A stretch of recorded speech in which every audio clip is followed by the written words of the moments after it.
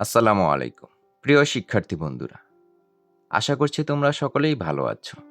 আজকে আমরা পঞ্চম শ্রেণীর প্রাথমিক গণিত বইয়ের ৬ পাতা নিয়ে আলোচনা করব। তাহলে চলো শুরু করা যাক। প্রিয় শিক্ষার্থীরা, তোমরা ৬ পাতায় দেখতে পাচ্ছ একটি মূল প্রশ্ন দেওয়া আছে। সেখানে বলা আছে ৯৯ অথবা ৯৯৯ অথবা ৯৯৯৯ সংখ্যাকে অন্য একটি সংখ্যা দ্বারা সহজে কিভাবে গুণ করা যায়। তোমরা নিচের দিকে লক্ষ্য করলে দেখতে পাবে ১ নম্বরে কাজ দেওয়া আছে। কাজটিতে উল্লেখ করা আছে ৯৯ গুণন ২৪। তাহলে ৯৯কে এমনভাবে ভাঙতে হবে ১০০ থেকে ১ বিয়োগ করার কারণে সেটা ৯৯ সংখ্যাটি পাওয়া যায়। সেটা এখানে করে দেখানো হয়েছে। আমরা যদি এটা সম্পূর্ণ অংশটা করি তাহলে আমরা এখান থেকে স্পষ্ট একটা ধারণা নিতে পারবো। তাহলে চলো শুরু করি। এখানে সহজ নিয়মে করা হয়েছে, ভাঙা হয়েছে, সেজন্য ১০০ বিয়োগ ১ এটা হচ্ছে ৯৯-এর একটি অংশ, পুরো অংশটাই। এই অংশটা হচ্ছে ৯৯-এর একটি অংশ, তাই ব্র্যাকেট দিয়ে এখানে দেখানো হয়েছে। ২৪ গুণন আছে, ২৪কে দুইটা অংশের সাথে গুণ করে দেখানো হয়েছে। মাঝখানে বিয়োগ চিহ্ন থাকবে আর একের সাথে আবার ২৪ গুণ করতে হবে। তাহলে দেখো আমরা করি। এখানে হবে এই ১০০ গুণন ২৪ আর এই বিয়োগ চিহ্নটা এখানে চলে আসছে। আর ১ কোথায় দিতে হবে? ঠিক এই জায়গাটায় দিতে হবে। আবার একের সাথে কি করা হয়েছে? গুণন ২৪ দেখানো হয়েছে। তাহলে আমরা ১ লিখে দিলাম। এখন কি করতে হবে? যেহেতু এই অংশটার সাথে ১০০-র সাথে ২৪-এর গুণন আছে, তাহলে আমরা কি করব? ২৪-এর সাথে ১০০ গুণ করে দিব। আমরা এর আগেও এই গুণনগুলো করেছি। দেখো, ১-এর সাথে যদি কোনো সংখ্যার গুণ করা হয় তাহলে ওই সংখ্যাটাই হয়। তাহলে আমরা ২৪-এর সাথে যদি ১ গুণ করি তাহলে হবে ২৪, আর পিছনের দুটি সংখ্যা আছে ০ ০। এই ০ ০ আমরা কি করব? ২৪-এর পিছনে লিখে দিব। তাহলে দেখো ২৪ একে ২৪, আর এখানে কয়টি শূন্য আছে? ২টি শূন্য। এই ২টি শূন্য আমরা লিখে দিলাম। এরপর বিয়োগ চিহ্ন দেওয়া আছে। একের সাথে আবার কি করতে হবে? ২৪-এর গুণ করতে হবে। ২৪ একে ২৪, এই তো হয়ে গেল আমাদের দুইটি অংশের গুণফল। এখন আমাদের কি করতে হবে? যেহেতু বিয়োগ চিহ্ন আছে তাহলে আমাদের প্রথম অংশ থেকে পরের অংশ বিয়োগ করতে হবে। একক স্থানে আছে ৪, এখানে একক স্থানে আছে ০। তাহলে ০কে ১০ ধরতে হবে। এই ১০ থেকে ৪ বিয়োগ করলে কি হবে? ৬ হবে। আমরা ৬ লিখে দিলাম। এরপর ১ আমাদেরকে ২-এর ঘরে দিয়ে দিতে হবে। তাহলে হয়ে যাবে ৩। এখন ৩ এ পাশে কি আছে? ০ আছে, একে ১০ ধরতে হবে। তাহলে ১০ থেকে যদি ৩ বিয়োগ করা হয় তাহলে থাকবে হলো ৭। এরপর আবার ১ এখানে দিয়ে দিতে হবে। তাহলে এখানে যেহেতু ১ আছে, এখানে আছে ৪। তাহলে ৪ থেকে ১ গেলে কি হয়? ৩ হয়। এরপর হাতে কিছুই নেই, এখানে কি আছে? ২ আছে। এরপর ২ বসে যাবে। উত্তরটা হলো কি? ২৩৭৬। এই উত্তরটা আমরা পেলাম। ৯৯-এর সাথে আমরা যে কোনো সংখ্যার গুণ সহজেই আমরা বের করতে পারবো। এখানে খেয়াল করো, একটি সহজ পদ্ধতিতে একটি প্যাটার্নের মাধ্যমে অঙ্কটি বুঝিয়ে দেওয়া হয়েছে। ঠিক আছে? এরপর আমরা ২ নাম্বারটা দেখব। ২ নাম্বার অঙ্কটিতে কিছু অংশ করে দেওয়া আছে আর কিছু খালি ঘর দেওয়া আছে। আমরা খালি ঘর অংশটিতে সংখ্যাগুলো বসিয়ে দেব। তাহলে দেখো, ৯৯৯ গুণন ৩২। ৯৯৯কে কি করতে হবে? আমাদেরকে ভাঙতে হবে সহজ পদ্ধতিতে। তাহলে ৯৯৯-এর কাছাকাছি কোন সংখ্যাটা আছে? সেটা আছে ১০০০। ১০০০ থেকে যদি আমরা ১ বিয়োগ করি তাহলে ৯৯৯ হবে। সেটাই করেছে এখানে। দেখো, ১০০০ বিয়োগ ১, আর এখানে ৩২ যেহেতু গুণন আছে তাহলে গুণন ৩২। এখন আমাদেরকে এই খালি ঘর অংশগুলো পূরণ করতে হবে। আমরা খালি ঘরে কি করব? ১০০০-এর সাথে এই 32কে গুণ করব, এই 1000-এর সাথে 32কে গুণ করব। তাহলে এখানে কি লিখব? 1000 গুণন 32। আবার কি করব? যেহেতু বিয়োগ চিহ্ন আছে, এখানে বিয়োগ চিহ্ন দিয়ে দিতে হবে। ঠিক দিয়েও দিয়েছে। এরপর আমরা এই 1-এর সাথে কি করব? 1-এর সাথে আবার 32-এর গুণ করব। এখানে কি লিখতে হবে? 1 লিখতে হবে। তোমরা কি বুঝতে পেরেছ? গুণন এই 32। এখন আমাদেরকে এই অংশের সাথে যেহেতু 32 গুণন আছে, এখানে ওই অংশটা গুণ করে গুণফল নামিয়ে দিতে হবে। আবার 1-এর সাথে 32-এর গুণ করে গুণফল নামিয়ে দিতে হবে। তাহলে 1-এর সাথে 32 গুণ করলে কত হয়? 32ই হয়। 32-একে 32। আর কয়টি শূন্য আছে? 3টি শূন্য আছে। আমরা 3টি শূন্য লিখে দিলাম। এরপর বিয়োগ চিহ্ন হলো, এরপর 1-এর সাথে কি করতে হবে? 32-এর গুণ করতে হবে। এই যে আমরা এখানে 32-কে 32 লিখে দিলাম। 32,000 থেকে 32 বিয়োগ করতে হবে। আমরা এই বিয়োগ অংশটা করে ফেলি। তাহলে এখানে শূন্য আছে, এখানে 2 আছে। এককের ঘরে 2 আছে, এখানে শূন্য আছে। তাহলে শূন্যকে আমরা 10 ধরব। 10 ধরলে 2 বিয়োগ করলে কত হবে? 8 হবে। আমরা 8 এখানে লিখে দিলাম।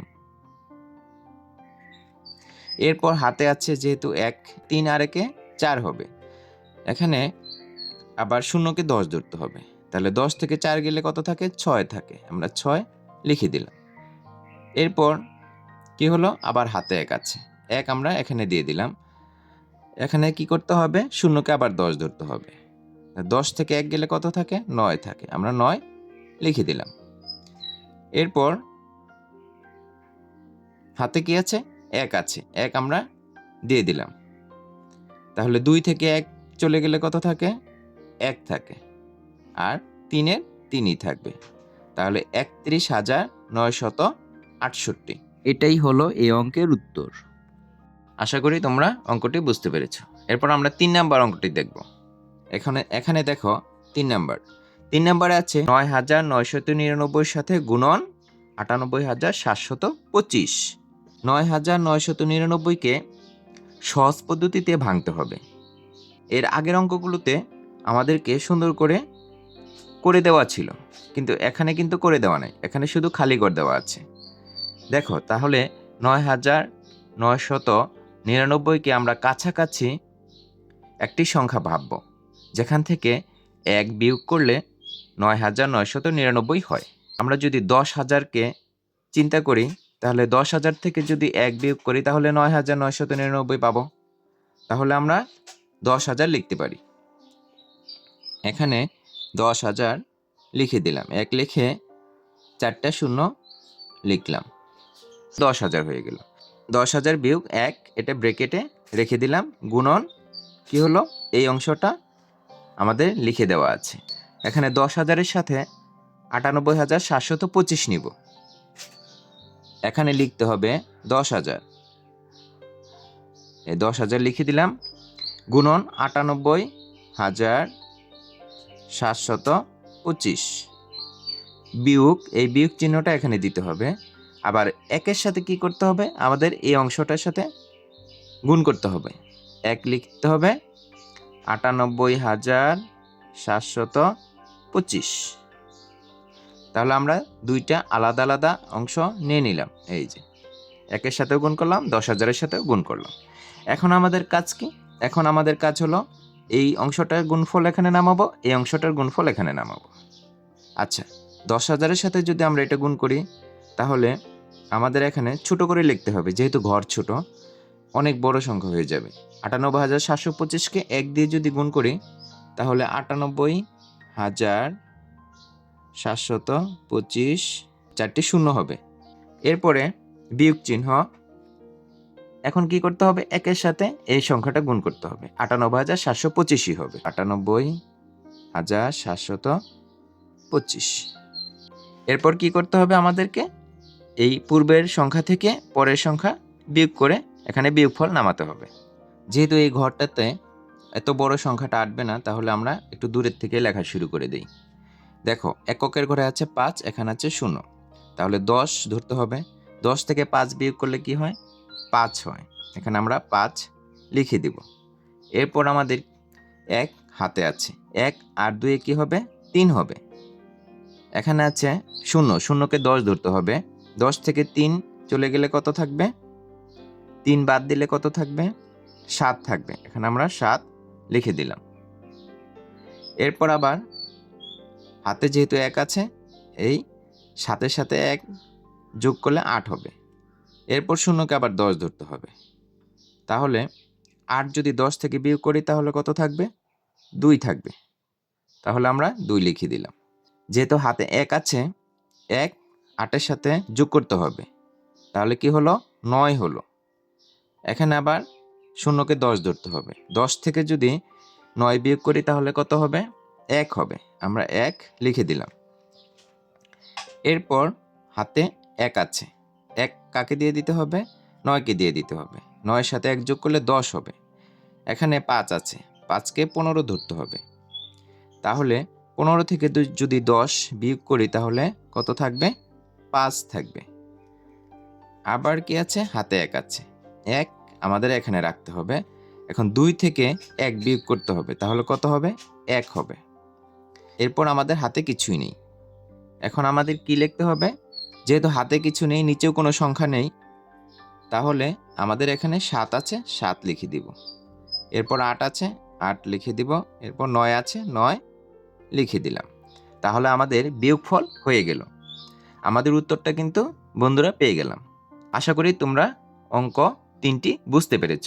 প্রিয় শিক্ষার্থীরা, তোমরা এখানে যে কাজ 3টি দেখলে, প্রথম কাজটিতে ছিল 99 গুণন 24। এখানে 99-এর সাথে অন্য যে কোনো সংখ্যা গুণ থাকতে পারত। আমরা যদি অন্য কোনো সংখ্যা গুণ থাকে তাহলে আমরা করতে পারবো। 2 নম্বরে 999 গুণন 32 ছিল। এখন 32-এর জায়গায় অন্য যে কোনো সংখ্যা থাকলেও আমরা ওই একই নিয়মে করতে পারবো। এরপর 3 নম্বরে আমরা দেখেছি 9999। 9999-এর সাথে একটি সংখ্যা ছিল। আমরা এখানে যে কোনো একটি সংখ্যা দিয়ে গুণ করে আমরা অঙ্কটি সহজ পদ্ধতিতে করতে পারবো। এই ধারণাটা আমাদের স্পষ্ট হয়ে গেল। 6 পৃষ্ঠার নিচের দিকে খেয়াল করলে দেখতে পাবো সহজ পদ্ধতিতে গুণ করি কিছু অনুশীলন দেওয়া আছে। আমরা এই অনুশীলনগুলো পরবর্তী ক্লাসে করব। আজকে এ পর্যন্তই। আশা করি তোমরা অঙ্ক 3টি বুঝতে পেরেছ। আজকে এ পর্যন্তই। পরবর্তী ক্লাসে আবার দেখা হচ্ছে। আল্লাহ হাফেজ।